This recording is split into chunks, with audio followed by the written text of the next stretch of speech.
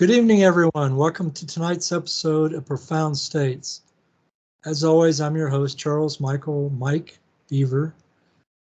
Tonight we have a special guest. Her name is Bonnie Meyer.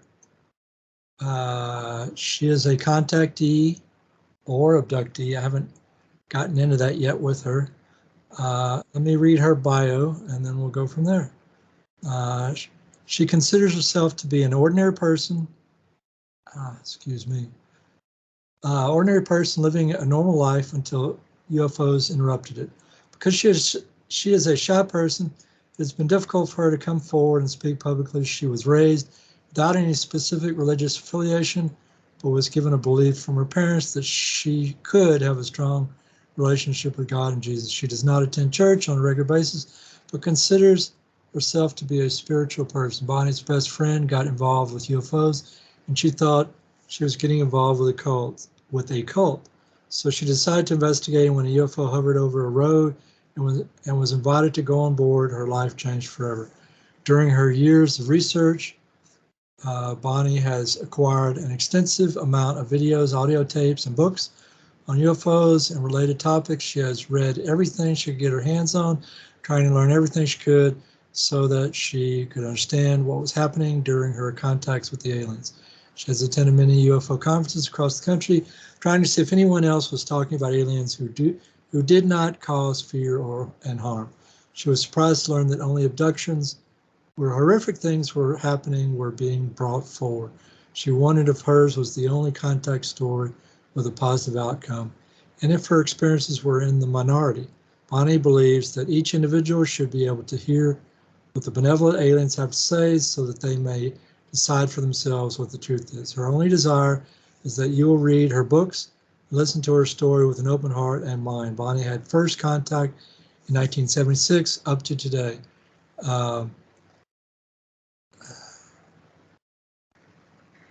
She has a group of interested people in the topic and channeled, had a near-death experience and has had encounters with Jesus.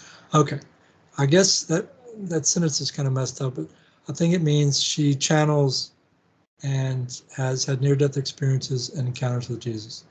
And her books, I believe, are Alien Contact, The Messages They Bring, Unholy Alliance, A Global Deception, and Hope, Messages from the Aliens During Earth's Time of Transition. And I will link to those under this post once I push it to YouTube. Welcome to tonight's show. Welcome, everybody. Everybody, please welcome to tonight's show our special guest, Bonnie Meyer. Thank you for inviting me. Feel free to elaborate on the introduction or not as you see fit. Okay, I had no intention of becoming involved with UFOs, but my friend was becoming so involved, I figured she was with a cult, and I started going to some of the meetings with her so I could learn more about the topic. And then we decided that we should go out at night and look at the sky and see if there was anything up there. And we did find a lot of red lights. And so we followed them and found out they were radio towers or the lights to the airport. So it wasn't right away that we started seeing things, but then a little bit later, we started seeing things almost every time we went out. One time we saw 6 red lights bouncing in the sky, and we were on our way to a UFO meeting, and we reported it to them. And they said, "Oh, well, that's interesting." Okay, and they dismissed us. And some other people came in right after we did, and they said, "Oh, we saw this wonderful 16 red bouncing lights in the sky. It was just beautiful." Oh, they saw it. You saw it. Can we have a report from you written down? So we had to sign a report that we wrote it down and everything. But, it was just kind of disappointing because everybody was talking about abductions, and I did not want that. I was afraid of an abduction. So we started to going to conferences just to learn more. And this was the 4th of July weekend of 1976, which was the 200th anniversary of our country. We decided to go camping with our children and another friend and my husband. And we were at the campground and having a good time. And it was Saturday night. And we said, let's go to the UFO meeting. So we left my husband and our other friend with 5, 6, 7, 8, 9, 10 kids, 10 or 11 kids, from a 4-year-old to a 17-year-old. So they had their hands full, and they wanted us back early from the meeting, and we promised to be back early. So we went to the meeting. We left the meeting about 10:30. It takes about 45 minutes to get back to the campground, and I was driving. And instead of going to the main road back to the campground, I took the back road in, which was a country road. And we turned down the country road, and the sign said, Bean City ahead. And that was all I remember. And I did see a ship, but that was it. And all of a sudden, I found myself on a road, my girlfriend and I in the car on the road, and where the campground in the city is on one side of the river, and there's 2 bridges to get across to the other side of the city. We were on the other side of the city, about 25 miles away, and I was lost. I did not know exactly where to go, so we drove around for a little while, and finally I found my way back to the city of New London, Wisconsin. And so I found my way back to the campground, and my husband was sleeping. And the girlfriend came out and said, where have you been? Where have you been? You said you'd be back early, and what happened? Why didn't you come back? Oh, I guess it took us longer than we thought it was to come back. And she said, but it's almost 1 o'clock in the morning. Where could you have been for that amount of time? Oh, let's just go to bed. We'll talk about it in the morning. Well, in the morning, she forgot to even ask a question about it, and we were glad. Because that really, I had been hearing of abductions and people with missing time, and we know we had missing time. And so I went and I checked the gas gauge on the car. And as we were driving around that amount of time, I had over 3/4 of a tank of gas. That's impossible for a car to drive that amount of time, go 32 miles to the meeting and 32 miles back and still have 3/4 of a tank of gas. So my girlfriend and I discussed it, and we knew we had missing time. So how do we figure that out? Well, we had a lot of people say, well, be hypnotized and they'll take you back and you can find out what happened. Well, neither one of us had much money, and we couldn't afford to pay somebody for it. So we put our feelers out, and one of the gals said, well, I went to a weekend and I learned all about hypnotizing people, and I can do it for you for free. And I thought, somebody went for a weekend to learn how to hypnotize someone? What happens if something terrible happens and we freak out? You know, no, I didn't want to do that. So we started having meetings for people who were interested in UFOs. And people would come to the meetings, and some people hung around for a while, and some didn't come back. And this one Sunday, a woman came and she said, I know somebody that might be interested in hypnotizing you. That this man helped us greatly when I was having problems. And we said, well, we really couldn't afford it. And she said, well, let me talk to him. So 2 days later, she called us up and she said he would be interested and he wouldn't charge you for it. He is a hypnotherapist. He has a college degree. He does the hypnotism for people who have trouble with pain and that type of thing to try to help them to get through the pain. And he would do it for free, but he knows nothing about UFOs. And I thought, hallelujah, here's somebody who wouldn't know what questions to ask to lead us in any direction. So we called him up and he said, yeah, I'd do it. That might be interesting. So we drove down to Milwaukee, which is about an hour and a half's drive, and went to his office. And he said, I want you to tell me exactly what happened. And told him what happened. And he said, okay, I'm going to try to hypnotize you. Now, he had a chair that he sat in. My girlfriend sat in a chair that was like a lazy boy. And I sat on a 2-cushion couch. And he proceeded to hypnotize us. And when doing it, he said, I'm going to ask you to do it in cartoon form. So if this is anything that's going to affect you, you will be looking at it, but not participating in it. So, okay, he hypnotized us and asked us to go down a set of stairs. And we get down to the bottom of the stairs. You can open this door and you will see what happened right from the time when you were driving down the road and you see what you believe is a UFO. And it'll be in cartoon form. So we did that, and I had shock of my life because it was not in cartoon form. I was actually in the car driving.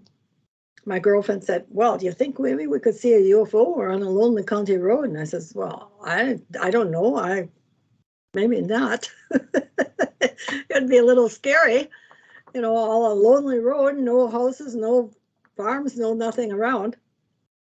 And so all of a sudden, a UFO came down. It actually came down. I saw it come down. It hovered over the road. This is a country road with a ditch on each side. It was so large that it covered the ditches on both sides and the road. It came down, it hovered. Stair came down, an alien came down, silver suit, silver boots, and he had on like a bicycle helmet, and it had the black mask on it, so it couldn't see his face. And he went like this. Well, I don't know. I got out of the car and I stood behind the door. I was scared. My girlfriend was crying. Boy, we are brave, aren't we? I'm thinking. And I was thinking, well, what happens if I go with them and I don't come back? What would happen to my family? What would they do? What would they know what happened and everything like that? And all of a sudden he went like this. Like, oh, forget it. You're not ready. And I started to walk up the ladder. And I thought in my head, well, you're stupid. You've been studying this for a couple of years. You wonder if they're real. And here he's asking you to come aboard and see what is real. And you don't want to go. And with that, I found myself inside the craft. When I thought that in my head, I was inside the craft. And it was very interesting because it actually looked larger than it did on the outside. It was all silver, like it was molded. There was no seams or anything. And there was, I guess, a control panel that had 3 different sets of boards on it. And above that was a great big window. And I could see trees on that screen. And I was kind of looking and I saw what the panels are, and there was some like plastic with symbols in it. And in my first book, I do have the symbols and what I assume they mean.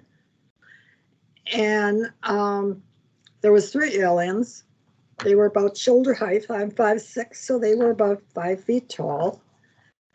And I got the feeling that there was a chair in front of these panels, and I got the feeling I could sit down and look.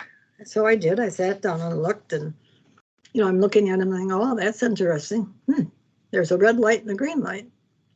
I don't think I want to touch the red light. Wonder what happened. I touched the green light. I touched the green light, and all of a sudden, the trees disappeared, and I saw the sky. I could feel that we were raising, but it wasn't like a car where you're thrown back or anything like that. And I saw stars, and it was beautiful, the most beautiful thing I've ever seen. I could not believe it, and did that for a little while. And then I touched another button, and we made a dive. And I didn't lurch then either, but my stomach made the kind of a flip-flop, like you would in a car if you go over a bump. My stomach did that. And so I got up and I got off the chair and I walked away from it, and they were I got the feeling that they were kind of smirking at me. See how stupid she is, And anyhow, they just let us look around. And there was some, I thought, panels or something, and they had symbols on them.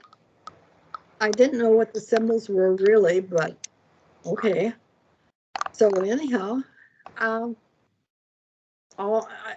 I started to feel like I wanted to go back. I wanted to go home. I didn't want to be here. I didn't want to stay here any longer. And all of a sudden, I was back in the car. The car was running. The lights were on. And of course, I didn't know where we were. So brought us back out of the hypnosis, and he said, wow. He said, I don't know. I have to believe you, because it's something you couldn't have made up. So, and then I described to him, how we got back to the campground and everything. And he said, would you be willing to come back some more? He said, I find this very interesting, and I would like to find out if there's more to this than what you've had here. And so we went back a couple more times, and he hypnotized me, and he said, what I want you to do is I want you to be able to remember anything that happens between you and the aliens with full recall. And since that time, I've been able to know when the aliens have been around. I know when they come and pick me up. I've refused to go with them a couple times just to see if I could. I don't trust anybody, and they would leave me alone. And it was so interesting. But I think what's really interesting is he regressed me a couple times to past lives, and that was interesting.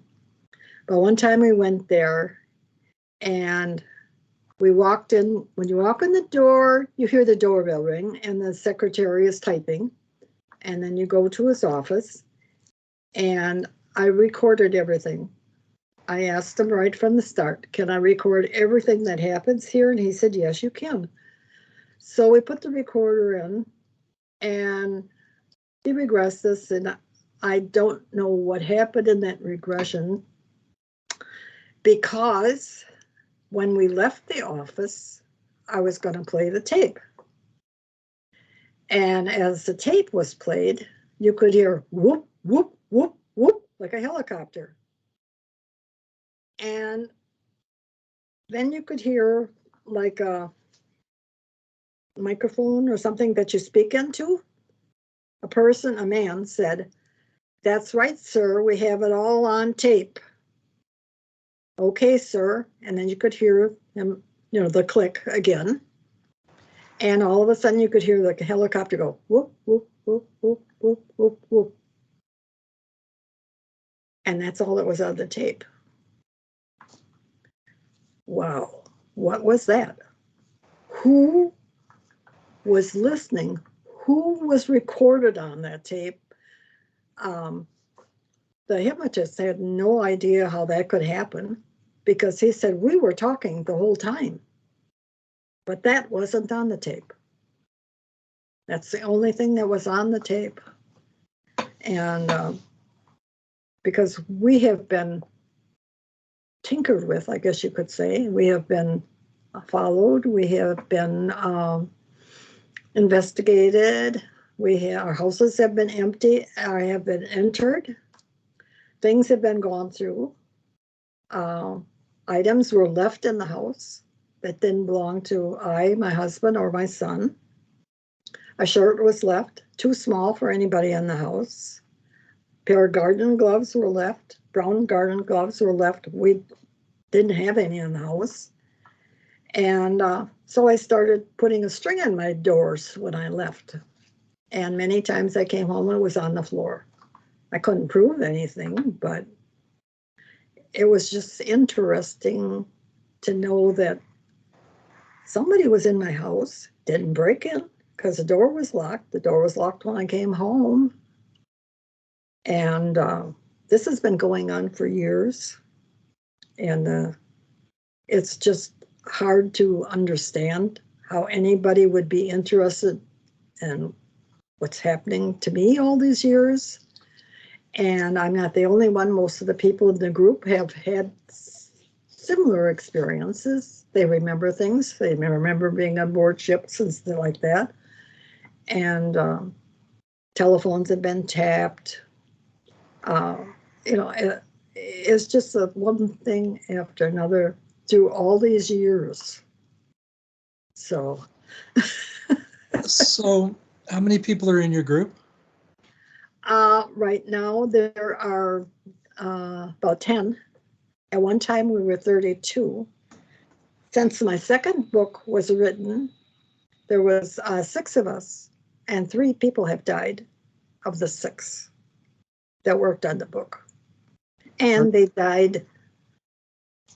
One gal, she didn't feel well. She went to the doctor. Oh, you have kidney cancer. We're going to start treatments.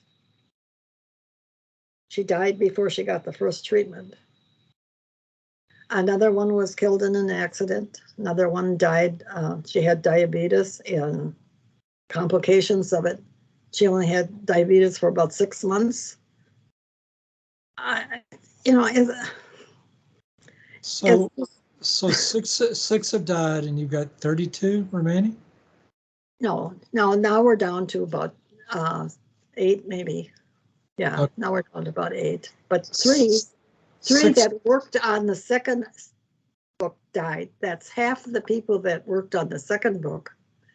We worked together to make it. 3 of them died mysteriously, quickly, after it was printed.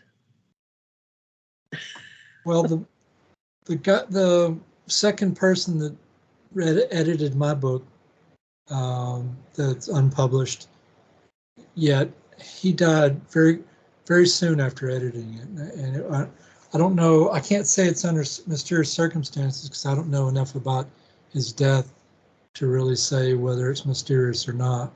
But it was kind of odd that he died right after he edited my book. So you have 6 or 8 people? Yeah. Okay, and it was 32 at one time. Oh, so it got up to 32.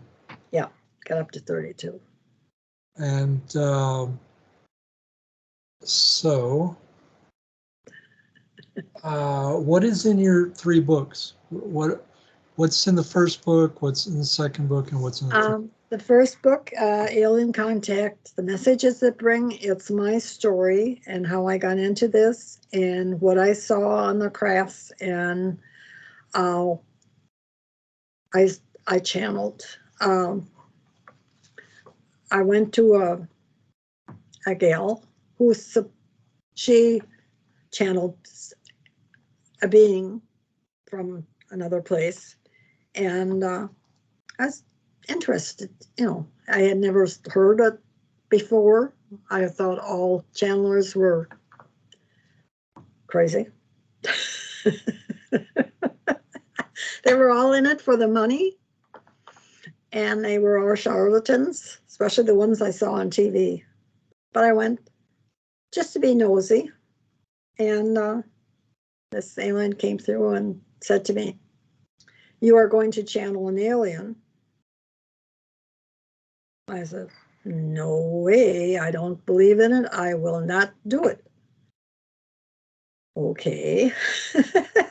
So we went back a second time, and I said, "Well, it's time to start channeling, because the alien that's going to be channeling with you is learning English so that she can speak to you." I said, "Nope, I'm not going to do that." And as we left, with my girlfriend was my fan, we drove down the ramp to get on the main highway to get home. And she said, "Well, you think you can channel?" I said, "I don't think I want to." And so we went home, and it's like 32 miles from there to my home. And I recognized the filling station on the left-hand side. And the next thing I knew, we were getting to Neenah, where I live. And I went in the house, and it was late, so I just went to bed. And my girlfriend called me the next morning, and she said, "Do you know what time we got home last night?"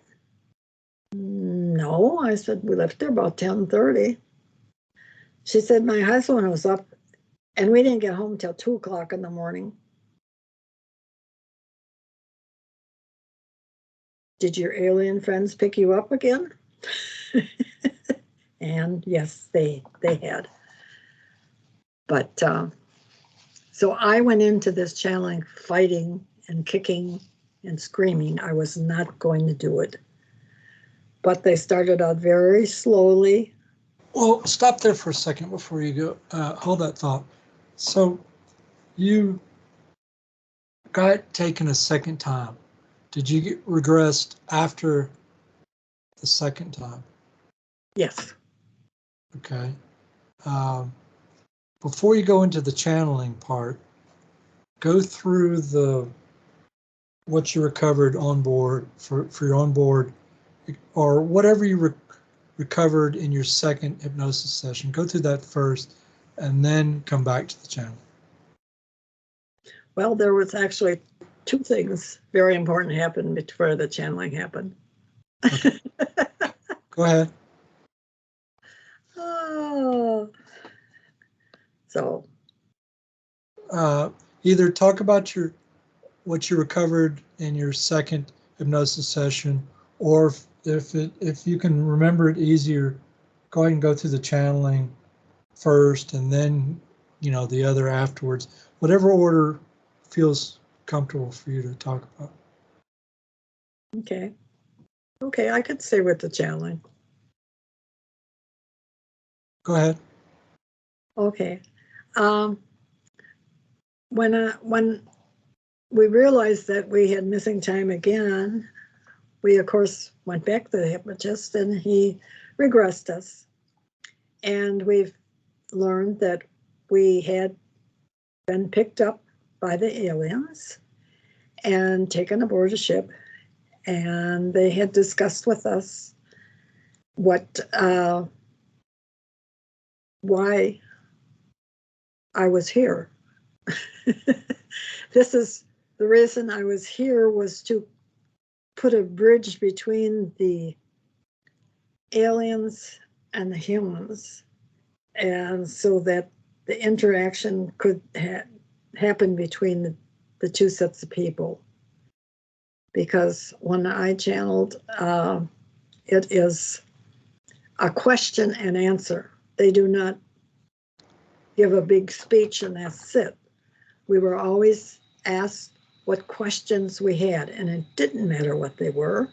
They would answer them. If it was about, what do you look like? And they would explain what they looked like, what they ate, how their ages were, what their home worlds were like, what they were doing here. And it was a lot to take in because that was with 3 different aliens. And they were so different that it was hard for me to comprehend that these aliens could be so different, because at the time all they heard about was the Greys and a few reptilians here and there. And one of the aliens, he comes from the Dog Star system. He's on the cover of my first book. He's large. He's over 7 feet tall. Do Gray. you have the book sitting near you? Okay, this is the alien you're talking about now. Okay, he's over 7 feet tall. As you can see, is like blue down. It's not really feathers, it's really soft. He has a beak, almost like a bird. His neck is long. His body has no definition. His arms are longer than I would picture with his body, and he has talons on the end of his fingers. And his legs are short, and he has round pads on his feet. Does he have a name? He said we could not say his name, so we named him Eric, because he said, I know you need a name, but you cannot pronounce our name in your language. So does he have did he ever tell you the name of his race? No, I never did tell us, and we didn't ask that, let's say. But the thing of it is, he discussed the age, he discussed where he came from, he discussed that he is the captain of a large ship the size of Chicago, and it is a ship of peace, and we call it the peace ship for short. And he discussed what happens on a ship, how large it is, and is a meeting place for many different species in the universe. And he invited me into another room after giving me a big hug, which I wasn't sure I wanted to give him a hug, but it felt like I was at home when I got a hug from him. So I wasn't frightened at all. And I went in the next room with him, and there were 16 different types of aliens there. Okay, I'll stop for a second. Before you get into the 16 types, go back just a minute. When you got the hug, okay, how did you feel in his presence immediately before the hug? How did he? What kind of? It took me back. I was a little frightened of him. I mean, he was so big, and not anything I expected. You know, I mean, let's admit it. The only thing he had one head, a torso, 2 arms, and 2 legs. Outside of that, there wasn't much on him that looked human. You know, and that was very hard for me to accept. But when he put out his arms and I went to him and I got a hug, and it was just like going home. I knew I was safe and secure there. And then he said, let's go in the other room. And like I said, so you were afraid of him a little bit because of his size, and then right. The hug made you feel like he's somebody you knew. Oh, it was just like meeting somebody I hadn't seen for a long time. Yeah. It was just like going home after you'd been away for a long time. So So now go forward to where you walked into the room with the 16 types of aliens. Go to that point. yeah, there was 4 tables, and each table had 4 chairs, and there was one large table where I assumed was Eric's chair, and they were all milling around, and they were all different colored skins, different sizes, different shapes, and I got the impression that one of them was in charge of the evacuation of the planet if need be. One was in charge of the animals, one was in charge of the plants, and the other ones, I don't remember them much except remembering them laughing and joking like we do. You know, when we're with a bunch of people, we kind of laugh and joke. So I don't know what it was about. So you felt totally at home with all of them? Yes, I did. How many were there again? There were 16. 16. And all different, very, very different sizes, shapes. So do you remember the details of what they look like? To some extent. I mean, I know some were about our size. They had on brown robes with a belt.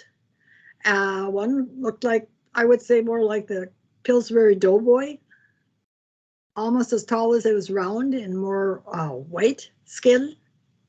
There was some with dark skin. There was some with kind of a green colored skin. And they offered me a drink in a glass, and it was blue in color. And I had it in my hand, and I moved my hand back and forth, and it looked like Jello just before it sits up. It was thick, and I could roll it around in the glass, and I kind of could roll it up to the top of the glass and looked at it, and I thought, what the world is this? And I took a sip of it, and it was very, very refreshing, not much of a flavor. And I asked, what is this? And they said, juice. That's the only thing I got out of it was juice. So whether it was from a juice from a plant or I don't know. But then I was escorted back. So you drank what was in the glass? Not at all, but I tasted it. You didn't drink it? All. Oh, it could have been good. I thought a taste was enough.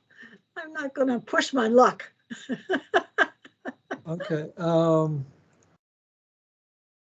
So there wasn't much beyond that in the meeting? Not for me, except that I was escorted back out to a ship and then brought me back home. Okay, so go back for a minute to when you were in the room. If I were to, I am a hypnotherapist, or I was. It's been a long time since I've worked with anybody, but I'm pretty good at it. So anyway, if I were to regress you at some point, I'm not saying I'm going to, or I'm not predicting the future. I'm just saying hypothetically, if I were to regress you, and I put you in that room with them, could you look around and cement in your mind long enough for you to come out, if I gave you the suggestions, what each of them looked like, the details of every single person in that room? If you were taken to that moment where you were reliving that event as if you were there. I would assume so. Okay. So have you seen many drawings of aliens in books that you've read? Yeah, a lot of them. Have you read Elena Danon's book, A Gift from the Stars? No. Okay. Hold on a second. Let's see if I got it. Hold on one second.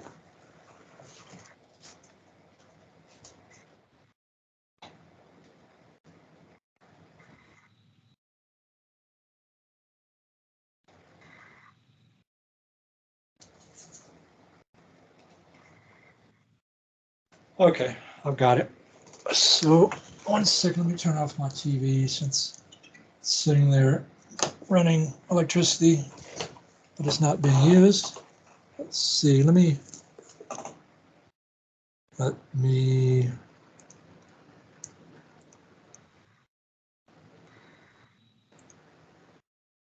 all right. You can hardly see you. It's so dark there. Oh, that's just because of the, okay, so let's see if you can see that. Yeah. Yep. Is I it could. Alien Races, A Gift from the Stars. A Gift from the Stars, Extraterrestrial Contact and Guide to Alien Races by Elena Denon. You can read it clearly? Pardon? No, I didn't read it. Oh, I mean, no, I mean, you can read the cover. Yeah. Okay, all right. So, if you were to get that book, I'm not saying you should or you shouldn't, but if you were to get it, let's see.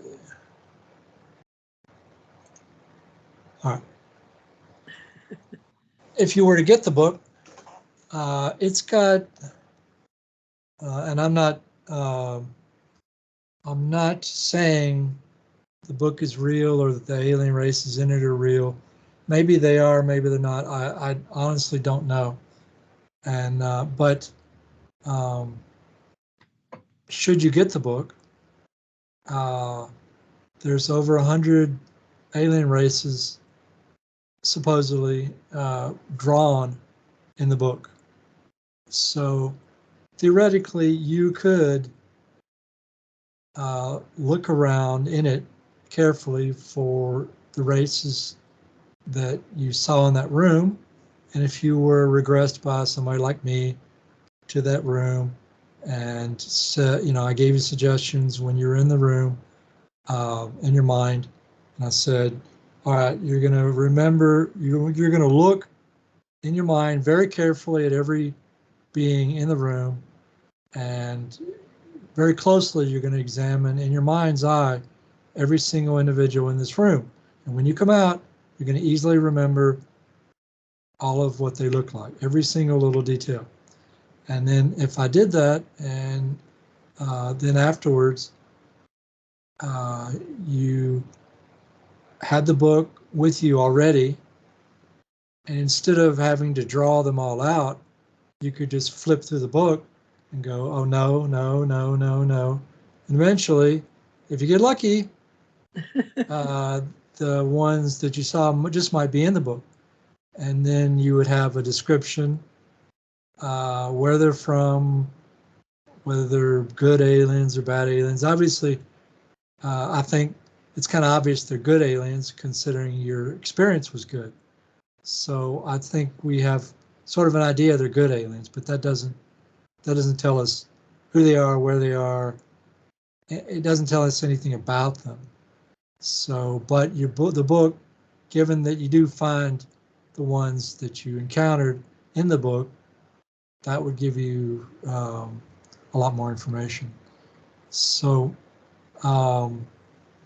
so you've had two onboard encounters. Are those the only onboard encounters you've had in your life? No. So you've had, how many others have you had? Well, quite a few. Not a lot of detail in most of them, but I do have a few that I could discuss. Well, please go through as many as you care to discuss.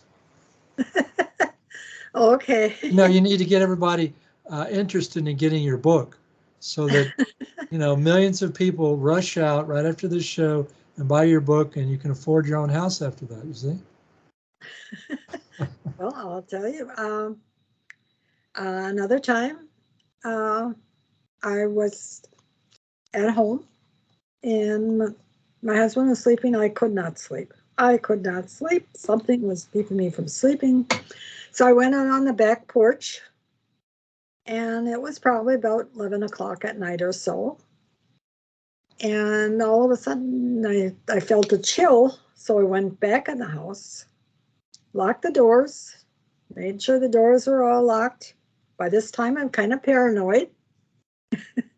So I got a blanket and I laid down on the couch. I was going to sleep there, so I didn't disturb my husband because he had to work early in the morning. And I laid down, and all of a sudden, the house was filled with such bright light, I could not open my eyelids. It hurt. I describe it as being on a beach, and the sun is shining bright, and you're on your back, and the sun is shining in your face, and how it feels that it's hard to open your eyes because the sun is so bright. That's how it felt. And well, what's going on? I tried to move. No, I wasn't moving. Okay, what's going on? Nope, not having a heart attack. My arm doesn't hurt. My heart isn't beating hard. And all of a sudden, I could move. I could open my eyes. And I saw what I considered light being. And I do have that in my book. All I saw was outline of the head and shoulders. And it was so bright I couldn't see make out any features of this being. And I looked. There was two more in the room. And one came over, lifted the blanket off me. I got up. One went in front of me. Two went behind me. And we walked through the front door. And as I'm standing on the porch, I'm thinking, did I just walk through that door? That's impossible. I couldn't do it. And I heard in my head, yes, you can. With us, you can. And I looked across the street. There's a field. There was a field then. The field is now a highway. But at that time, it was a large field. And there was a UFO in it. And they signaled me to follow him, and I did. We got in the craft. And once I get in the craft, they looked like humans. They didn't look like this bright light anymore. And I'm in my head, I'm thinking, now wait a minute. We just walked across the street. We walked across and ship in the field, and there's a 4-lane highway there. Nobody stopped. Nobody was getting out of their cars looking to see this thing in the field. And they said, well, we have a force field up. We don't have to let anyone see us if we don't want them to. And they took me up to this large ship again. And they showed me around. I saw compartments where the aliens stayed. They showed me visitors' rooms, which had different things in it that the people needed because they not all could breathe oxygen like we can. And they had to have special breathing, or I don't know what you call it. They couldn't breathe oxygen alone, so they had to have a special apparatus, which I saw some of them wearing on their head and in their nose so that they could breathe. And they showed me two meeting rooms. Some of them looked like big auditoriums, and some of them had machines on the tables that were translators to translate languages to the people who could not use telepathy to receive and send messages, because not everybody could use telepathy. So they showed me all these rooms. They showed me where they ate. They took me to a couple rooms that had facilities in it. And the one facility, I thought, well, that looks like a regular toilet. But I couldn't sit on it. I'd have to hutch myself up on the seat. And that shower is probably the size of a walk-in closet. It was so big, the shower. And I said, you mean the people use water to shower? Some people do. And I said, well, how do you clean your clothes? Do you use water for that? No. We put our clothes in a closet that automatically cleans the uniforms so that they can be worn again. And I thought, well, boy, would I like that in my house. I wouldn't have to do laundry. But I said, how come that room has such a high toilet? I think it's a toilet and such a big shower. And they said, that's Eric's room.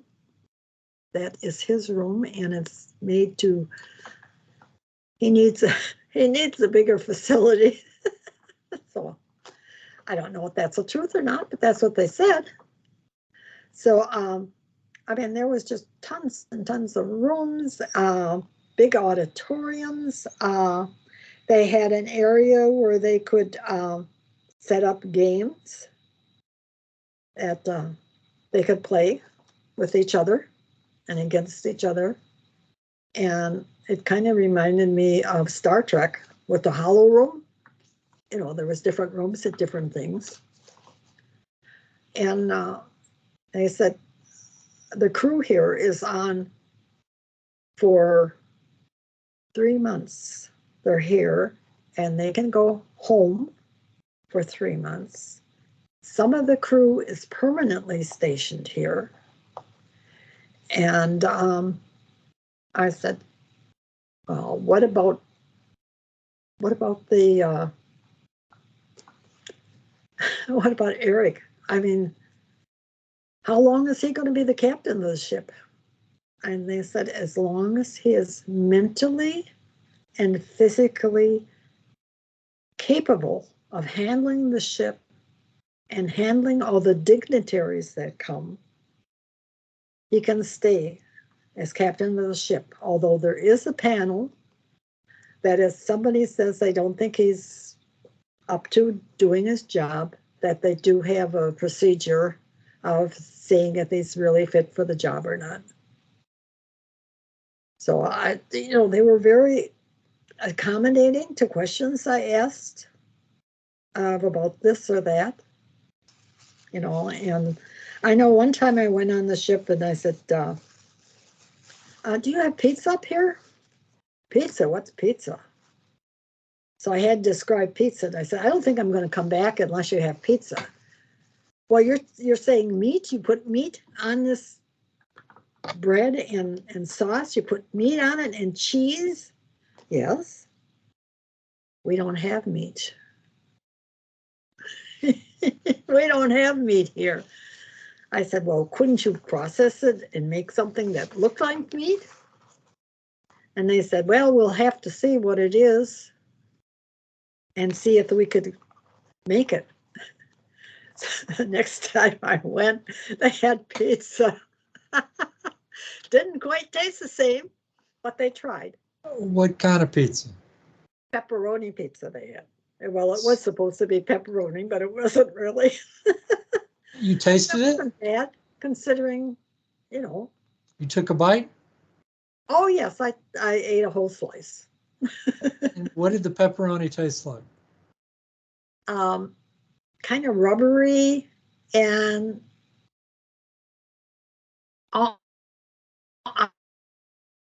it's a cardboard. Not much taste. So But they were very proud. How long was that encounter? How long were you on board for that one? Pardon? How long were you on board that craft that time? It had to be, well, there's a time difference, I was told, that if we go there, we can do in a short period of time what it would take us 8 hours to do on the planet. So I was probably gone for an hour and a half, but it felt like I was gone for a long time because they were showing me air, all the equipment and all the machinery they used to make different air for people to breathe. And they took me into a place where there was, I would call mechanics. They said that they do not land any place, that any repairs have to be handled on the ship. They grow their own food, and they make their own water. And I didn't ask how they did that. And a couple times they said, I don't think you'd understand it anyhow, how we do it. But we do grow our own food because once the ship was built, it couldn't come in the atmosphere because it was too large. So it has to stay outside of the atmospheres. Well, I assume what they do is they do something like you see on some of these Star Trek sci-fi shows where they have replicators. They'll take some object and just change its atomic structure to where it becomes something else that's edible. Which is it's not terribly difficult, I would think, if they can travel the universe. And they certainly can do that. Yeah, that doesn't sound like it would be too difficult for them to do. But how do they replicate it? I don't know. Of course not. Neither do I. But so, how many other onboard experiences would you care to detail? Well, I think it's kind of interesting because I learned a lot on that trip. My girlfriend and I went to Cleveland, Ohio to a UFO conference. And we enjoyed the conference greatly. And we laughed because they invited us back to the room and the people put it on and they had a bathtub full of drinks, And the more they drank, the more lively it got. And they had like a little newsletters that they put out. And as the evening went on, they got cheaper. So as the evening went on, I bought more newsletters because they got cheaper. But they were all very interesting. They had different sizes and shapes of ships that people have seen and had contact with and that type of thing. But they had a lot of people there who had Bigfoot sightings. They had a lot of them in the area, and that's the first time I heard that Bigfoot, there's two different types, red eyes and gold eyes. Well, hold on, stop for a second. So where was the UFO convention? Cleveland, Ohio. So they have Bigfoot sightings in Ohio. Yeah, and the people were talking about it, and one of the stories was that a woman in the country, her husband traveled a lot. Whenever he was gone, a Bigfoot would come to the house, pick flowers out of her garden, and leave them on her doorstep. And she was getting scared. So she told her husband, and they came, his friends came when he was gone, sat in the car and waited, and a Bigfoot came. And they got out of the car with their guns, and they took a shot at him. And he charged him. They got in the car. He came at the car. He shook it. He had scratches on the car and dents from the being. And then he started to leave, and they got out of the car, and a man shot at him, and they heard him howl. So they figured one of them hit him, and he ran into the woods, and they went and tried to follow him, and they couldn't find a blood trail or anything. He was just gone. But they said they had a lot of them there, especially around the dumps. So I don't know how tall the story is, but it made for an interesting story because the Bigfoot never came back again. I guess he got frightened off by the guns. So But So anyhow, on the way home, how many more? Go ahead. on the way home from that conference is when we had our experience. Okay, go ahead. We were traveling, and two little old ladies driving in a little car, and we got good gas mileage. And one time we filled up with gas and got double the gas mileage.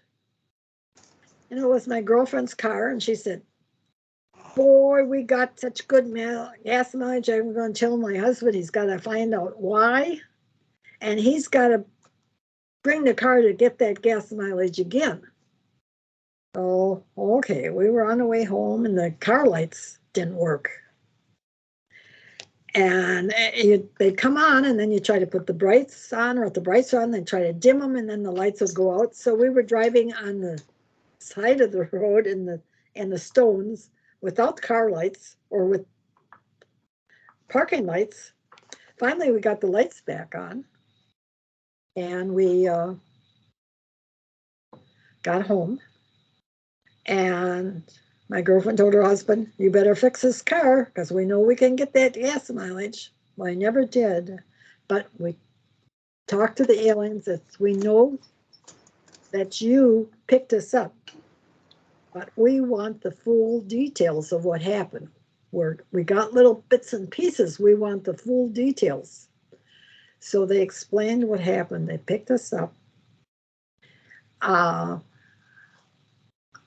They took me in to what I assume is like a doctor's office, and they wanted to look at my knees, and I wouldn't let them. No, you're not touching me.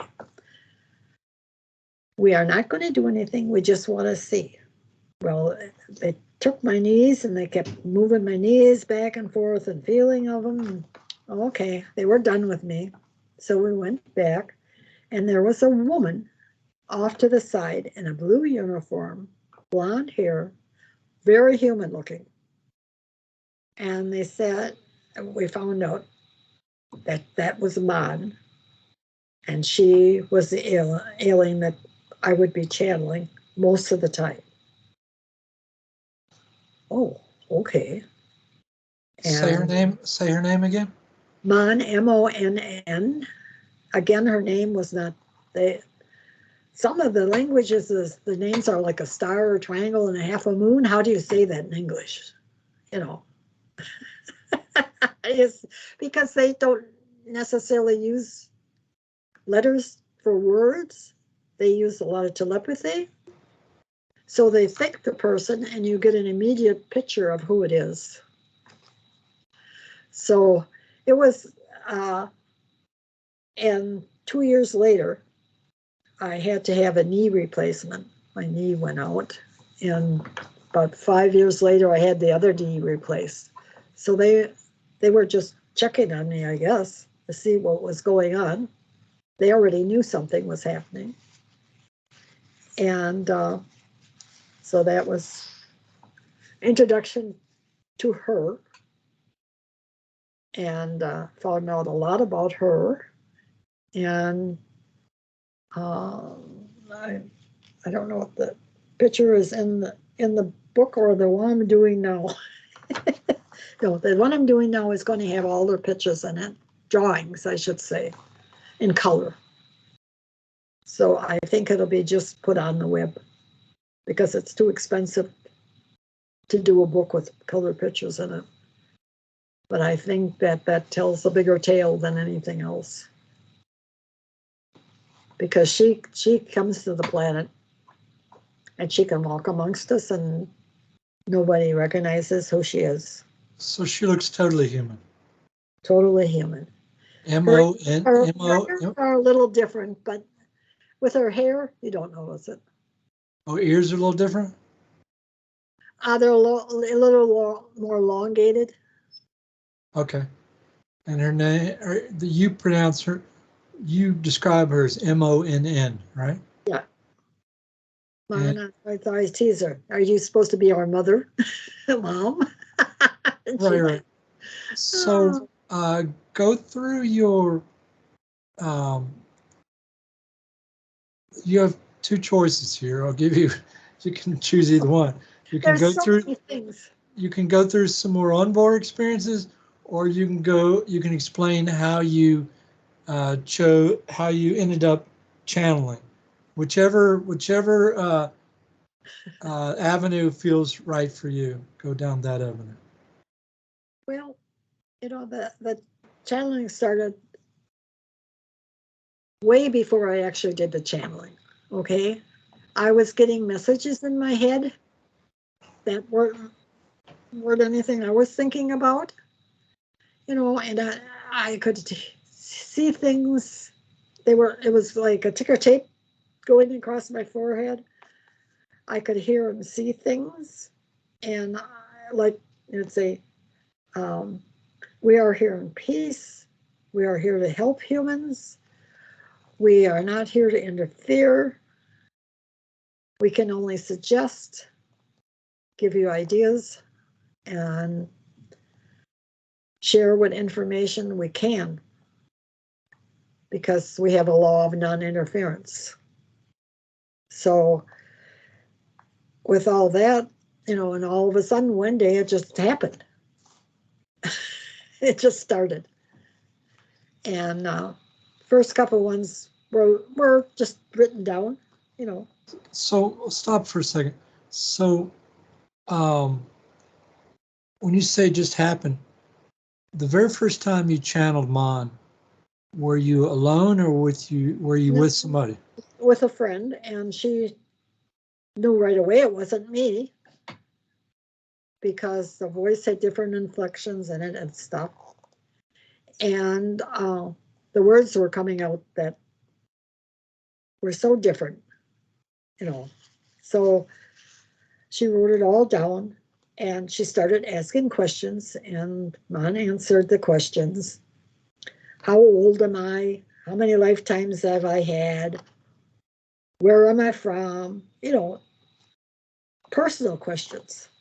And then they said, what we want you to do is tape these sessions, because you will forget what we said or give the wrong information. So we started recording the sessions, and I would get the tape, and there were blank spots in it. Why are there blank spots in these tapes with no sound? And then I got a tape that said edited tape. So my friend was taking the tapes and taking out what she didn't want anybody else to know. So I decided that everything was going to be taped. The tape comes out of the machine. I get it. If anyone wants information, they can give it to them. And so it was So hard. stop for a second. So you stopped trusting your friend. Yes, I stopped trusting her, because whatever was being said, I felt belonged to everyone.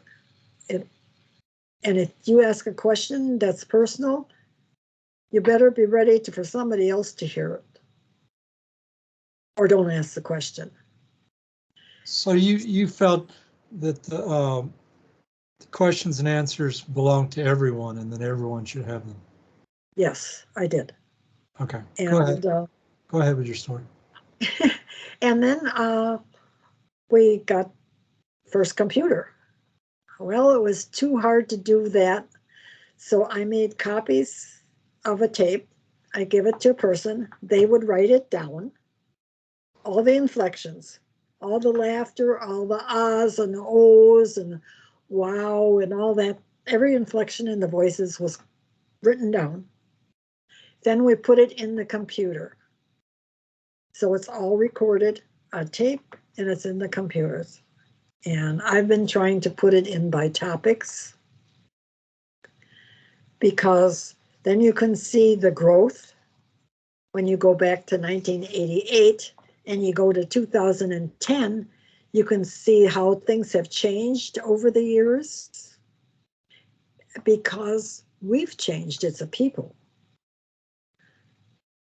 you know, um, our government has changed. They are doing more, and to me, it's just very interesting. And a lot of times we felt a full answer, and so later on we asked the question again and got more information. So where is it at now? Is it all in your books, or is there part of it that you still need to work on? It's a work in progress, and I don't think I will ever finish it. Okay, so let me ask you some questions here. Okay. So when you say you don't think you'll ever finish it, what physical form is it in at the moment? Right this moment. Let's say you passed away in the next 2 seconds, and your son and daughter, who now has possession of all of your materials, and they stuck it on a table, what would it look like? What would it look like? You want to see what it all looks like? Sure.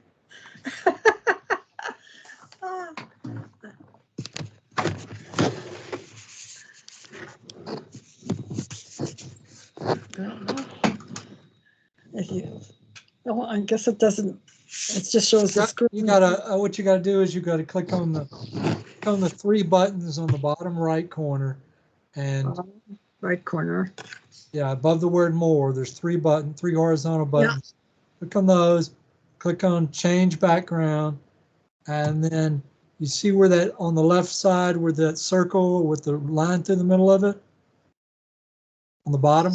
You see all the different backgrounds, and on the left, on the top row on the bottom, you made a box come up, right? Yeah, it's got translate, captions, share screen, show, take snapshot. No. Okay, so let me close mine. Close whatever you got open. Now, you see the 3 horizontal dots above the word more on the far right. A little more. You see the word more. Above it, you have 3 horizontal dots. Do you see that? Click on those dots. Okay, on the pop-up, the second line down says change background.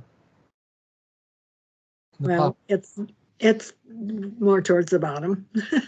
Okay, well, click on change background. Yep. Okay, did a big box pop up? With me on it. Okay, so below your picture, it says change background.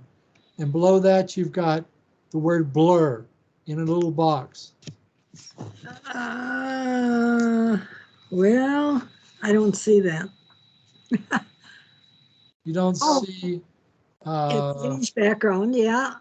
And below change background, there's not a box that has just a circle with a line through the circle. Yeah. You see that? Yeah. Okay, click on that. So, okay, so you've taken off your background. What's behind you now, you see it's in the screen. That's your natural background, right? Yep. Okay, so now show me what it is. Now you can show it. Well, you couldn't show it before because you had your background changed. But now that that's unchanged, you can show your stuff.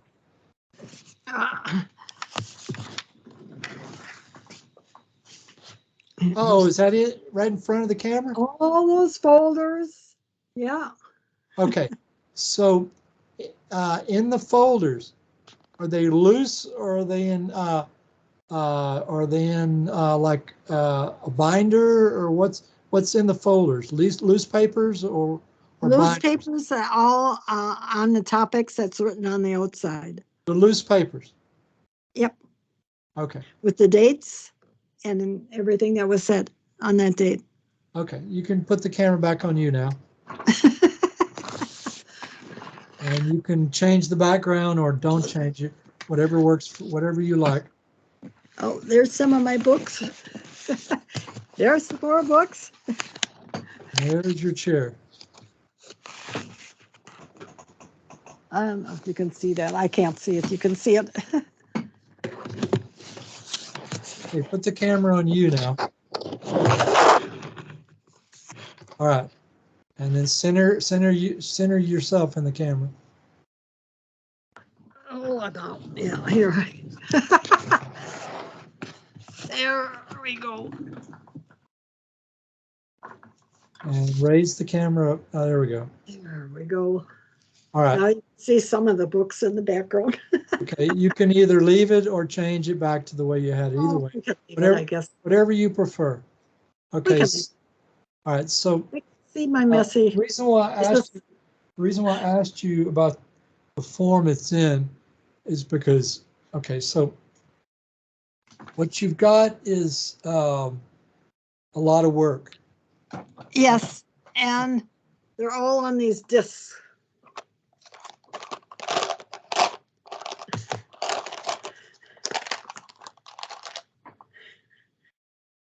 Oh, memory disks? Yep, these are 2 boxes, and then I have 4 on my computer stand that I'm working on. All right. Well, I have a printer. It's a printer, scanner, copier, fax. Yep, it is everything. Okay. You got one of those? Yep. Okay. If you can use, does it have a feeder on top where you can feed stuff into it? No, it's a single one. It just singles. Oh, so you just do one page at a time? I can put my stick in it, and I can print from the stick. Right. Okay. Well, my multifunction printer, it has a feeder on top, and you can flip this little lid up on it, and you can take as many. If you got 500 pages, you can stick them on this thing all at the same time, and it'll feed them automatically through it, and it'll scan every single page automatically and spit out the page that it just scanned. So you could do theoretically everything that's sitting in those folders in like 10 minutes or an hour, and have it all scanned into digital image or digital images. I don't know. I think you could do like one huge PDF file probably is how it would come out. It might be a very large file after it's all done with, but as long as you have enough space on your computer, you could literally do all that work in those folders, put it all in digital format in a matter of minutes. So it wouldn't take you long at all. Now the rest of it that's in electronic form, it's going to take you a lot longer to do all that because theoretically speaking, you have to merge it all together. If you got the right brain and the right ideas, you could probably do the rest of that pretty quick too. Yeah. Where are you physically located? Neenah, Wisconsin. Which one? Neenah, Wisconsin. And how do you spell Neenah? Neenah. About 30 miles south of Green Bay, Packers home. So you're a Packer fan. No, I'm not. Okay, Neenah, Wisconsin. My husband was, Yeah, if I had a copy of all your papers in those folders, I could put them on a computer in a digital form, which you could do whatever you want with in a couple of hours easily. Yeah. I'll say what I'm doing is I'm taking out the names of the people who asked the questions because I don't think that's important to put in a book. Oh yeah, well, once let me put myself back on the screen here. Hold on a second. Once you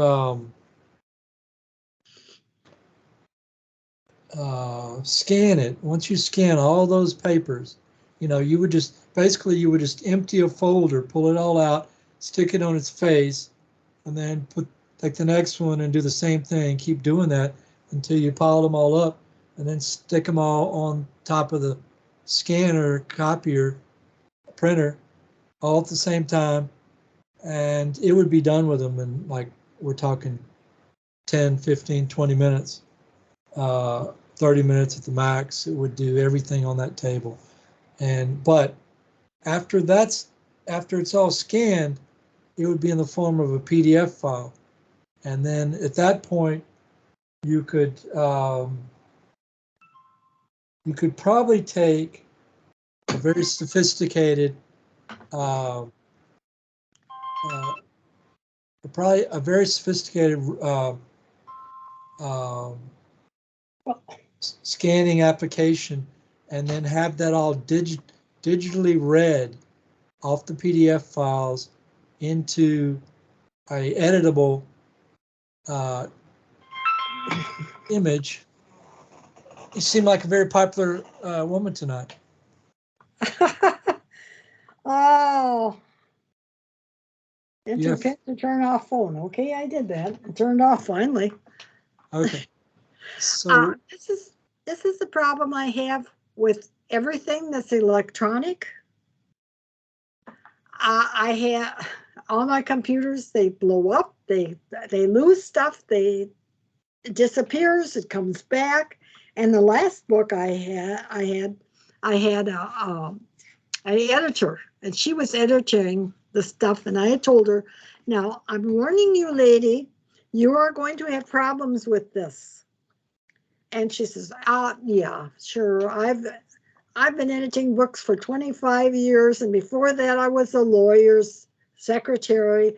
I know how to handle all this stuff.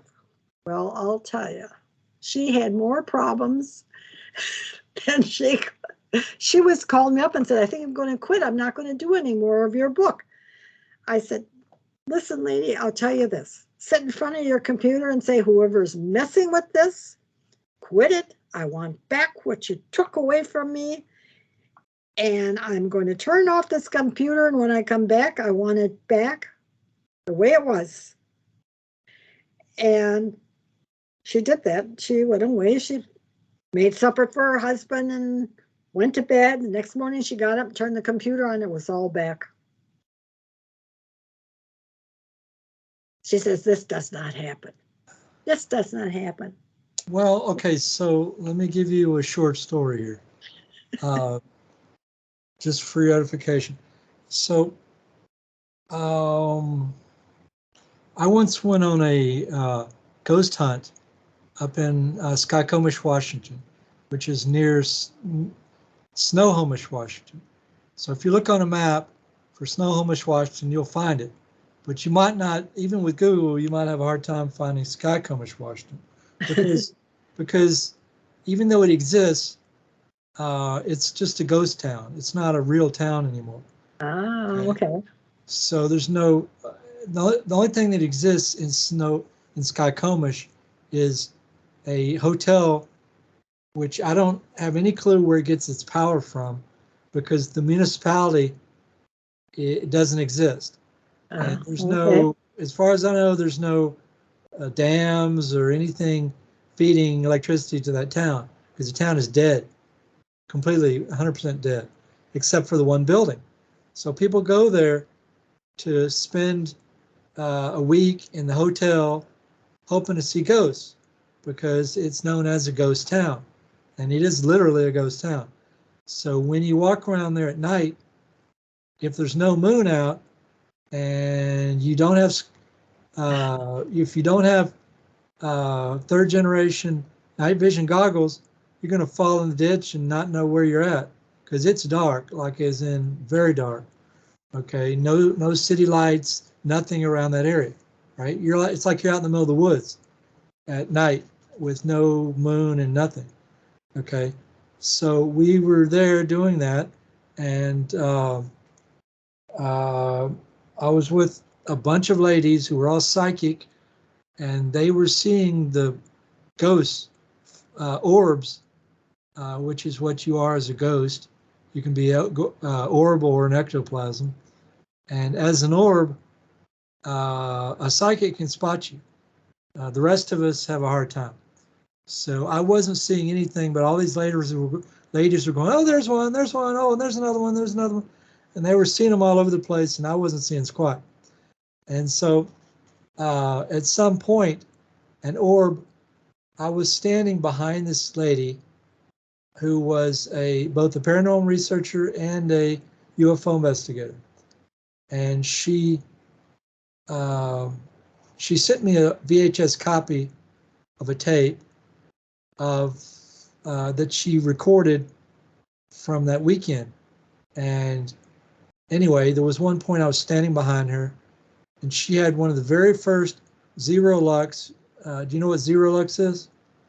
No. All right, zero lux is night vision. It's infrared. It's infrared. So if you have a camera that's called a zero lux camera, Sony makes them and other companies make them also. If you have one, you can order from Sony or from other companies what's called a zero lux camera. You can Google it if you want and just put in shopping, zero lux camera. So right after they came out on the market, that week, this lady bought one of the very first ones in the market, and she probably got it from Sony directly before it even hit the stores.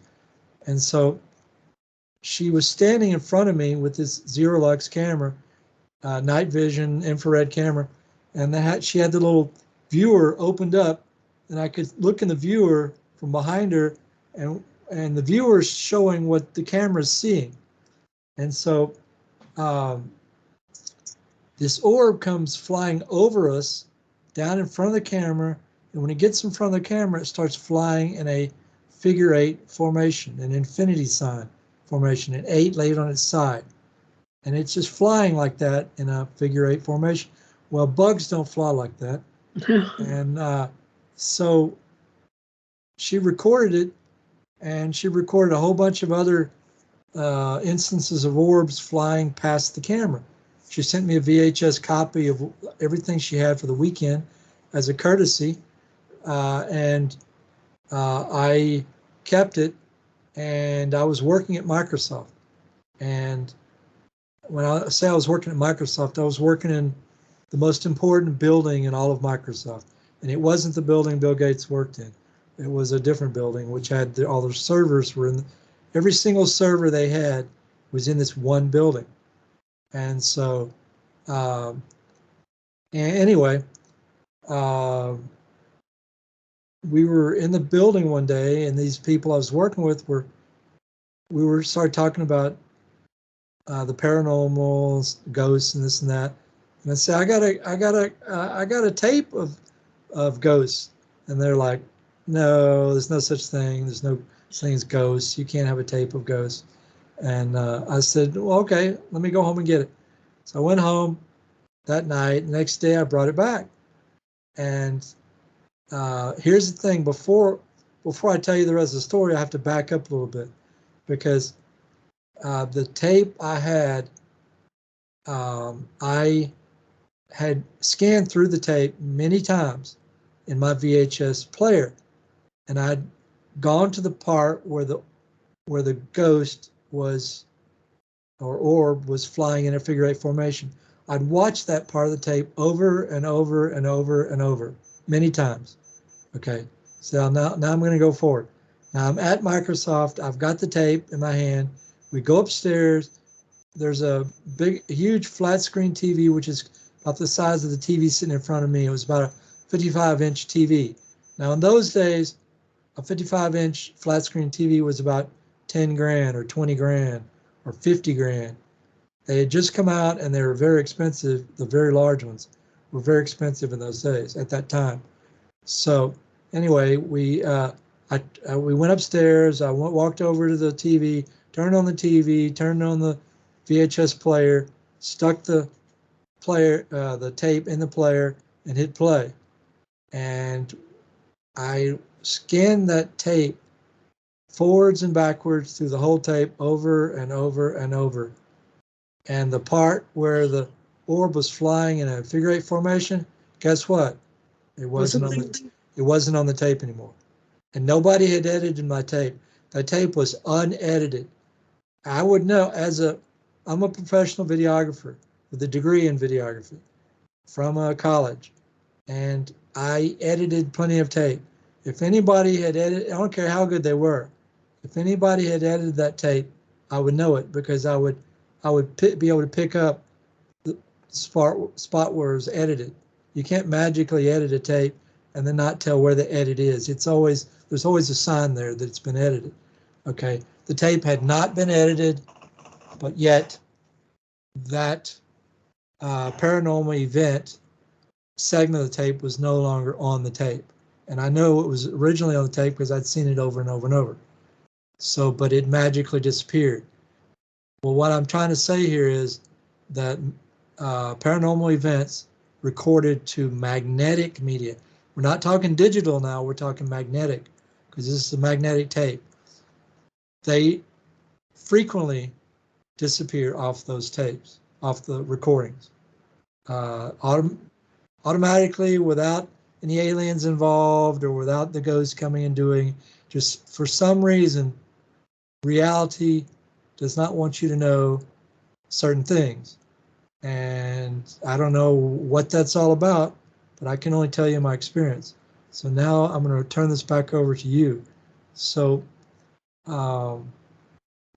so you've told us about 3 onboard encounters and the fact that you've recorded your channeling messages, and briefly go through each of your books and what's in them, and hold the book in front of you while you're talking about it. Okay. What did I do? Oh. This one, in contact, the messages that bring. Hold it up where we can see it. Thank you. Go ahead. Basically, it's how I got into this, experiences I had, the radio shows I was doing during the 70s where everybody was laughing at me and calling me crazy, and it didn't deter me from anything.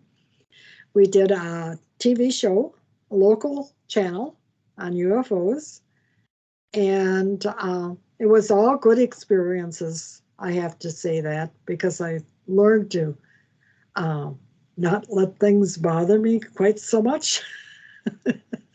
When people called me crazy and, you belong in a nut house. But then everything we learned about the aliens that I generally channeled, which was Mon, Eric, and Lee, who is about 5 foot tall. She has black shiny hair that's a little short. She has black eyes with yellow slits going up and down in them. She's a psychoanalyst or psycho something or another. She's hold on a second. Stop. She's between. What is her name again? What is her name again? Lee. Okay, so is it before? Hold on, just for a second. Lee, what type of being is Lee? What is she? Would you describe her as looking like a human, or is she reptilian, or is she? Give her a name, a type. She looks. Her skin is dark, almost like a Greek. Okay. Almost Greek looking. Got it. But she looks very human. She's about 5 feet tall, but she has no fingernails on her hands. That I thought was unusual. No, there was no fingernails on her hands at all. I don't know about her toes. I didn't look at them. But she wears a brown robe with a hood. And she's between the head of the ship that runs it and the common person. And her job is to try to handle any situation that happens and tries to straighten things out. And give her name again. Lee, Lea. Lea. Okay, and And before you continue describing what she does, do you have a name for her race? no. That's fine. Go on with your description. Go ahead. Keep going. Oh, um, she works for the Christ command. So we said, "Who's your boss?" And she said, "Who do you think my boss is? I belong to the Christ command." Oh, Jesus Christ? Yes, he's my boss. He's the head of the part that she's connected with.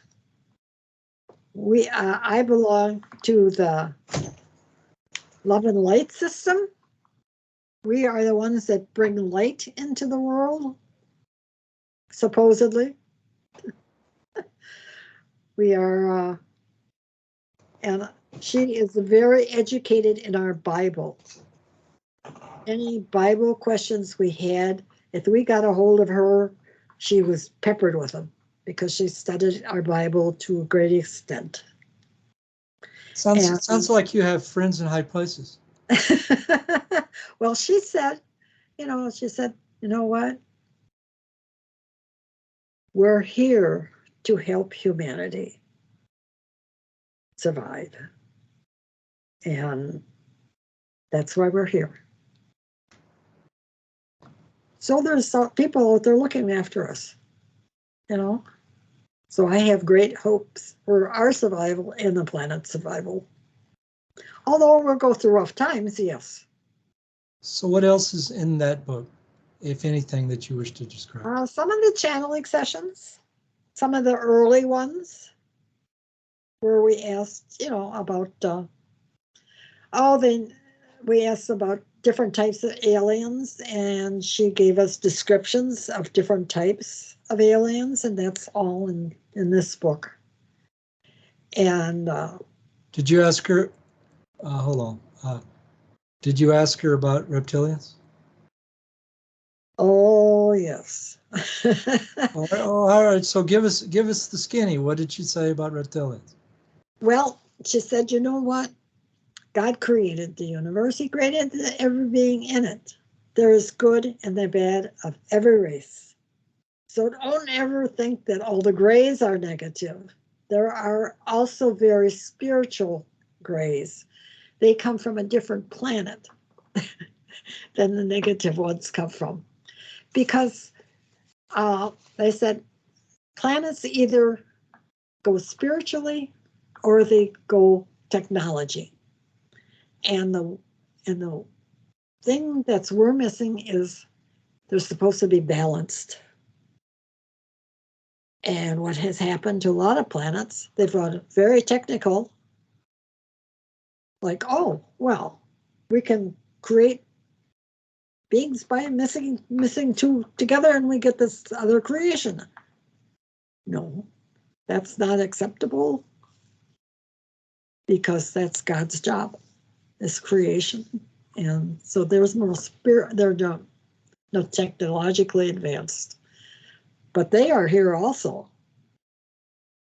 So are the positive aliens, so are the negative aliens, and there is actually a war going out in space between the two factions. Because So before you the negative wants to control us. before you continue down that fascinating road, let me ask you another question that you may have asked her or the others. Did you ask them, any of them, how many types of aliens are on the Earth, as in living on the Earth? Did you ask that question? And what did they Living say? on Earth permanently? Yeah, yeah, as in like under the water, under the ground, in Well, bases, secret yeah, bases. they're on bases, but they don't necessarily stay here permanently. Say again? The ones on bases and under the ocean, there are bases there. They have told us where a few of them are. And Oh, most of them aren't here permanently. Stop. Okay. So don't rush past anything. So where are the bases?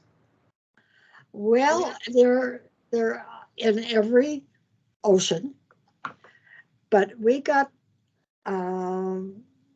it's in one of my PowerPoint presentations, the exact dates. I can't think of it right now, but there is a base off of our country down near New Orleans in that area, and they had an accident and it blew up, which caused an earthquake in the United States.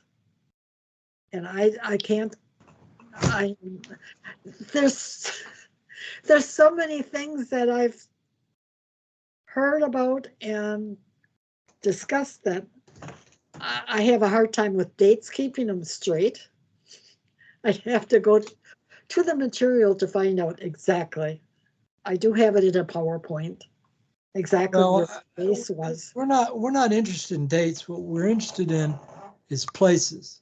Yeah, Where it's are so you're off saying there's one in New the Gulf? There's one in the Gulf Orleans. of Mexico. It's one in the Gulf of Mexico, right? Right. Okay. So besides that one, where else are the bases? Off the East Coast, near Long Island, down in that area. There's one in between. Uh, it's off an island, Japan, and the Russia, China. Between those two, China and Japan, there's in the Indian Ocean. There's one, and they are all connected underground. So do you? So hold on a second. So do you have a PowerPoint presentation document which has all of the bases on it? Not with all of them on it, but with that one I have on it because it caused quite a stir. And we asked about it, and I did put it on a PowerPoint presentation, which I showed at a conference. So, but no, I don't have all the other ones on it, on everything on a specific PowerPoint. No. So do you have is there a document, is there a map in any of your books that has all of the bases or most of them on it? No, no, the closest I got was the PowerPoint when I put that on. So how long would it take for you to take a map of the Earth? Oh, You know, if I sent you a map, a printed map that's kind of large, and you could I just could put you in the general area, but I don't have any so pinpoint. yeah, but you have a general idea of where they're at, right? Right, right. I have the general idea. So I mean, the Gulf of Mexico is a huge space. So if it's out there, it could be any lot of different places. I think I even, on that presentation, I think I even have how many miles it's off the shoreline, if I'm not mistaken. How did you? Okay, so From the aliens, we asked, and they said they even told you how far it was from the shore. approximately. I mean, they weren't pinpointing it exactly, but approximately this many miles off this, Well, it would still be hard for you to find it, even Oh, if you yeah, knew the mileage, because that's for that's sure. just a line that goes across a very big area. Oh, yes, it's I would take a lot of work and a lot of I don't, I could get the general area, but So there's one in the Gulf of Mexico. There's one off the east coast up north near New York area, Long Island. There's one. What were the others you mentioned? oh, um, but, between China, Oh yeah, China, China Japan, and Japan. right? Right. And then the last one you I mentioned. think it was the Indian Ocean or someplace in that area. Yeah, yeah. Is there? Yeah. So, yeah, and maybe there was even more talked about. Well, you haven't got them in your head though, right? No, no, there's too much floating around in my head now. I forget stuff. Besides my age, but that's beside the point. If I had a really sophisticated character recognition application, something probably fairly expensive, after scanning and your stuff into a PDF, I could digitize it and then send it back to you, and then send you the materials back, so you have it all back in your original spot. And you'd have all electronic form. And if I had this digitation thing, or character recognition software, I could have it read, put in digital format all of the PDF files, and then you could like do massive edits on it and take out people's names that you don't want in there and things like that. It would be like super easy to edit it out, and then your work would be done really quick. I'm not saying that's something you'd want to do, because you're kind of risking your materials, sending them in the mail and that sort of thing. But I have a very good friend, and he has a written copy of everything, and he has a digital copy on sticks, but he doesn't have the paperwork that I've done, and so he could carry on. But he's only like 10 years younger than I am. Well, okay, so let's do this a different way. So there is another way. If you have a copy that's written out, that's separate from the copy that's behind you, another copy, which is not your only copy, it would be a secondary copy, right? Right. You could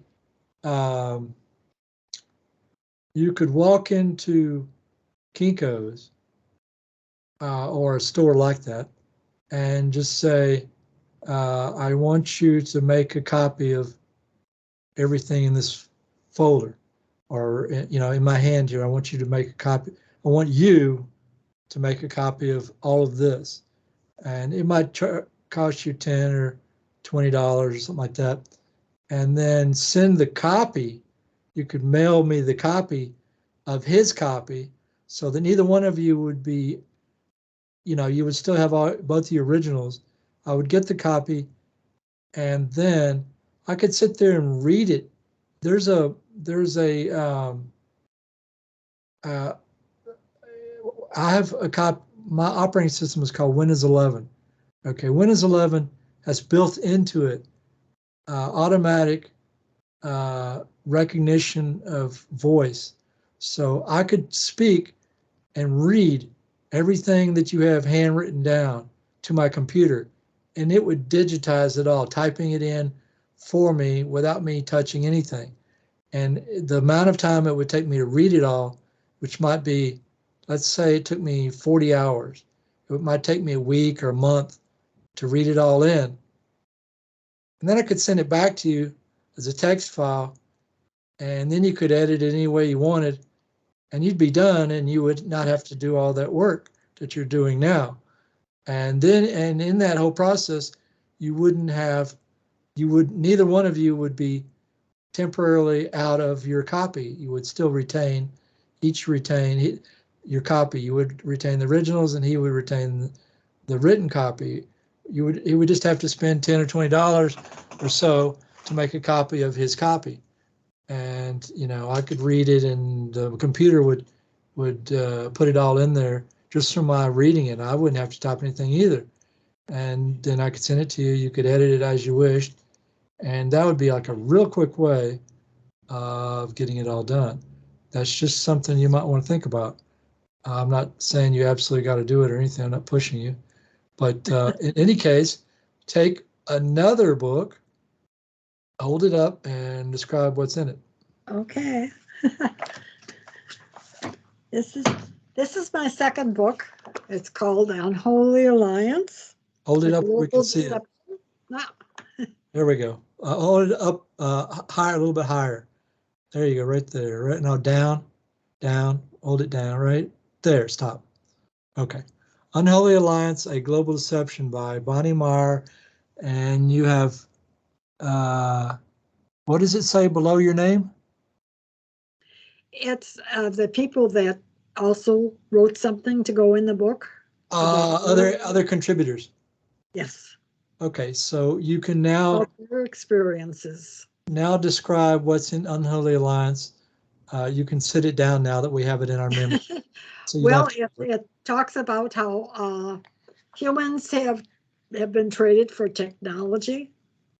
The government has traded with the aliens to allow them to be abducted, and the aliens have given them technology, which is kind of foolish because they wouldn't give our government anything that would harm them. They'd only give them, anything. Also, that sometimes the governments were given technology on how to manufacture diseases, and they've done that, and they've released some of them into the population, and the dates that this was done. And in the 1500s, the aliens, negative ones, made a contract with the European countries. And in, I think it was 1947, our government made a contract with them for abducting humans. And we all of us talked about surveillance that we've had through the years, and the types of surveillance, and earth changes, and weather manipulation that we learned about, and how the people on the planet, higher ups, are trying to figure out how they can use that in warfare, which they haven't been able to figure out, and how the government retrieved crashed UFOs and have used that information to come up with a lot of the products that we mysteriously figured out how to make through the years. And the US government has built UFOs from the crashed ones, and they do fly around with those quite often. And that's a lot of times what we do see in the sky are governmental ships that they've made. And I don't know if you can see this on the back cover. I don't think you can see that. It's a ship. I can see it. And we had a place in Dundee, Wisconsin, that we had a conference every year, and it was just where people came and they could talk about anything wanted. And we put it on for 11 years, and we gave up. I mean, we were doing PowerPoint presentations every year, and it just got to be so much. And it was at a bar, and it got to be too much drinking and things like that. So we just stopped. We went to it as normal people. We went and sat at night and looked for ships. And almost every year for about 5-6 years, there were ships that came over. One was like two pyramids, the point at the bottom and the point at the top, and then the flat parts were in the middle. So it was like... I get it. Well, anyhow, it came over, and it stopped, and it stood there up in the sky, maybe 200-300 feet above us, over a lake, and it hung there for quite a while, and then it started tumbling, and it tumbled as it went off. And the ships would come in 2-3 at a time. They fly over, they do maneuvers, they leave, and it was just so interesting. But it got to the point where there was more people drinking than were really interested in the topic. So it just, we sat off by ourselves and talked and had the cameras rolling and everything. So you have a third book. Hold it up and tell what's in it. It's called Hope. Messages from the aliens to help in the time of the transition of the planet. Things are changing. And I've got so tired of hearing people say, oh, everything's so negative and such negative things are happening. There's no hope. I'm just going to give up. I'm going to do whatever I want. Well, there's hope. And in here I explain that there are beings here at this time, and we call them light workers that are here to spread the light around and to stop. Many years ago, we thought that a flip was going to happen. The poles were going to flip, and it didn't happen. And they said because there are so many light workers who have the light that they stopped it from happening. And that light is a gift from God. That's your soul light. And even if you pass on, the soul does not pass on. That goes on back to God. And sometimes you're asked to come back for another lifetime to do some more work. And I guess I just got tired of hearing there's no hope. Why should you even worry about it? Da, da, da, da, da, da, da. Well, in here I explain that each one makes a change. Even if you go out and smile at one person today or say hi, you may change their life. You may be the only pleasant voice they heard today. You may have been the only person to speak to them. Therefore, you changed their life. And what do we think? We usually think if they do something, it has to be great and grand and, oh, everybody's going to know it and all this and that. It's not the way it is. It can be such little things by showing compassion and love and understanding to people. And that's basically what this book is about. Just, and why the aliens are here, why the negative aliens are here, what their agenda is, and just telling people that don't worry, just be good, be kind, compassionate, understanding, love your neighbor like you'd like to be loved, and we can change the world. We can change the planet. So that's what I learned from the aliens. Sure. So did you ever ask the aliens who's running the planet now, the good aliens or the bad aliens? Did you ever ask the question? Yes, we did. What did they say? Well, God sent Lucifer down here because he wasn't welcome in heaven anymore. And he is actually, he's in chains more or less, but his minions, his people are here causing all this havoc. Then since, what was it, about 12 or 1400, they're the money people that had money then got control of the planet, and they're working for the negative side. And I said, don't worry about this whole thing. It's going to come to a head. Jesus is coming back and taking the planet back. So, and me never being raised with the religion, this was all new to me. This was all new to me. I'm still not churched. I only read the Bible when I hear somebody say something and I want to look it up, and see what it really says. So,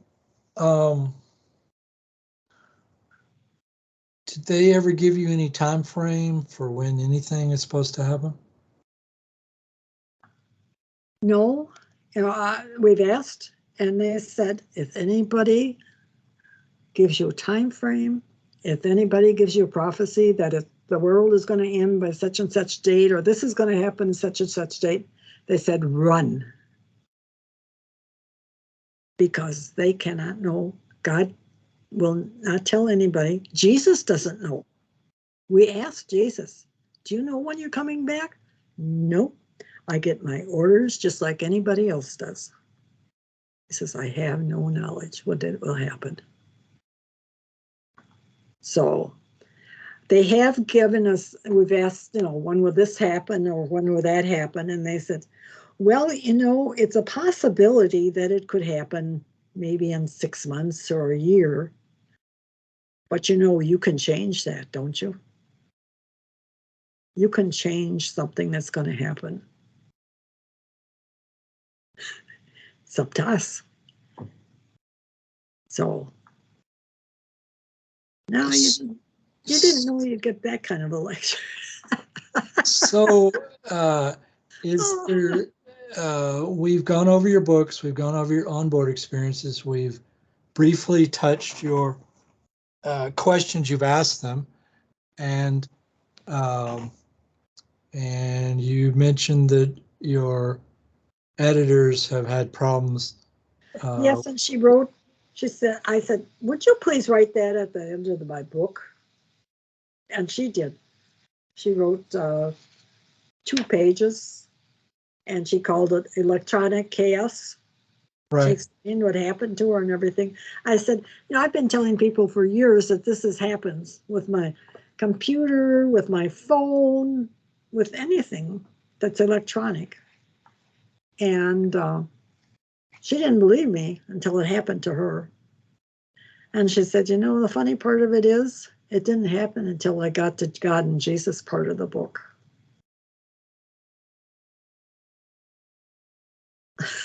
So that's interesting. It wasn't bad till she got to that part. Well, it makes you wonder who's maybe the dark side is not wanting you to talk about the side of light. Well, that's for sure. And we also said, they said, well, we knew who you were before you knew who you were here to do something. And we said, well, how did you know? And they said, well, as a spiritual person, there's a light that comes forth from you, usually comes out of your head. And we can see that. The more spiritual you are, the more the brighter the light is. So we know who you were. Well, the dark side can see that light just as well. So they know who you are. So, but it doesn't, nothing's ever stopped me. I've been left bouquets of black dead flowers on my back porch, and it took me back for a while because I thought, oh boy, if somebody doesn't want me to talk about this like I have been. So somebody was threatening you. Yeah, I took it as a threat, and I backed off for a while, and I thought, no. If somebody is trying to stop me, then I'm doing something I should be doing instead of hiding in my house, That's a good idea. You understand that you're on the proper path, that you're meant to be on. It makes me feel that it's not anybody else's path. Everybody has their own path, Of course, sure. And I don't want to tell anybody that you're on the same path I'm on, because that's ridiculous. I have no idea what your path is. And I'm not going to tell you what you should be doing, because that's not right. Okay, well, I think we've hit everything we need to talk about, unless, of course, you have more tantalizing information you want to reveal at this time. That's up to you. Well, you know what? My daughter came to me and she said, Mom, I like the first book, but what happened to you? How did you find, and what did you do with this information as you got it? How did it affect you? How did it feel when you got the, I just casually mentioned that I had a bouquet of dead flowers on my back porch. She said, I want you to put that in a book with that. She said, I want to know why. How come? What do you think it meant? Why did it change your thinking? So that's what I'm trying to do now. She says, because I want to know that. Oh, so you're writing a fourth book? Well, I don't think it'll be a fourth book, but it may be something that we put on our website at some point. My first two books are on the website. So people can read your Free. two of your books for free. Right. And the first book, I got it and we changed what had to be changed, and they printed it, and there's 100 mistakes in it. I don't know where they came from, but I'm changing all that now. So if I do a new version of it, it'll be the way it should be. So what's the name of your website? Well, it's alightside.org, but my free books are on, oh, darn it, I got, no. Oh, sure.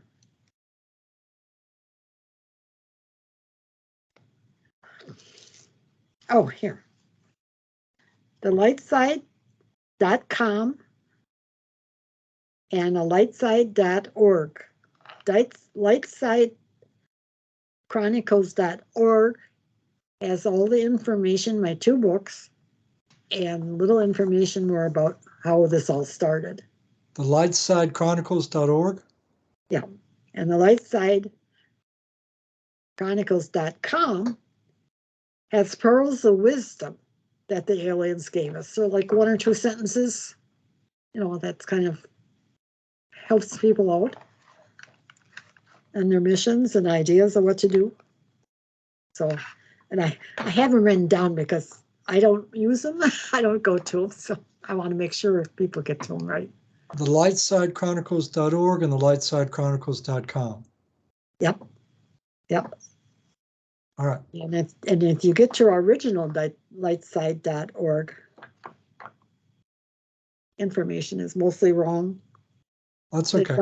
It doesn't have I'll get you to information that we have now.